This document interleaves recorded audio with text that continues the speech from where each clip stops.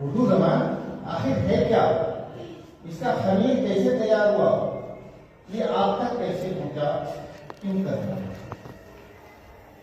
उर्दू को जब लुगत में तलाश करते हैं तो पता चलता है ये लश्कर की जबान। बाद लोग कहते हैं बड़ी मीठी चाशनी फला चीजें हैं, वो उर्दू जबान है। हकीकत ये है उर्दू राब्ते की जबान।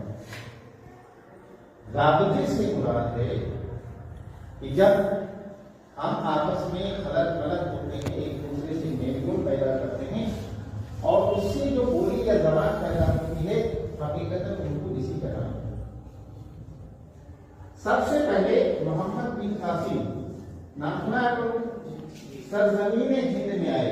उस वक्त सिंध का जो इलाका मौजूदा पाकिस्तान में, वो भी हिंदुस्तान में हुआ करता था। मोहम्मद बिन कासिम जब आए, उनकी फौज आई और बड़ी तादाद में जब वो लोग यहाँ पे कयाम पजीर हुए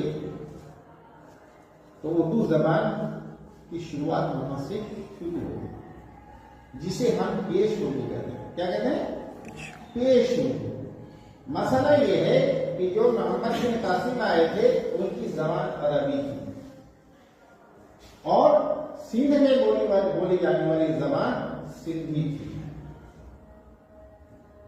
अब मसला ये है कि दो जबानें आपस में मिल नहीं सकती। एक हिंद आर्याई जबान की खानदान और दूसरी शामी जबान की खानदान, दोनों आपस में मिल नहीं सकते। मान लेता हूं मुर्शिद साहब हैं, ये हिंदुस्तान के हैं, इन्हें उर्दू आती है और वो सज्जाद साहब हैं, उन्हें फ्रेंच आती है। अगर दोनों को साथ बैठा दें तो क्या कोई बात हो पाएगी?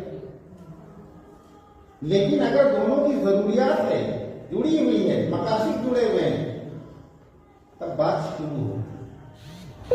उनको अगर अपना कुछ काम इनसे निकलवाना है, इनको उनसे कुछ काम निकलवाना है, तो कुछ न कुछ तो बातें होंगी।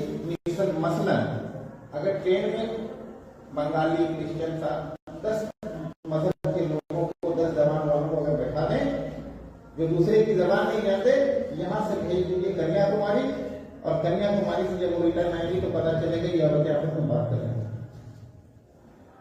यही खलत मलत में शुरू हुई, जो आपस में तबादला ख्याल शुरू हुआ, टूटी फूटी जो बोली पैदा होने लगी, इसी का नाम उर्दू। ये उर्दू की शुरुआत वहां से। फिर मोइनुद्दीन चिश्ती रहमतुल्लाह अलैह का नाम सुना आपने? उनके आमद के बाद उर्दू को और मजीद तरक्की मिली। कैसे मिली?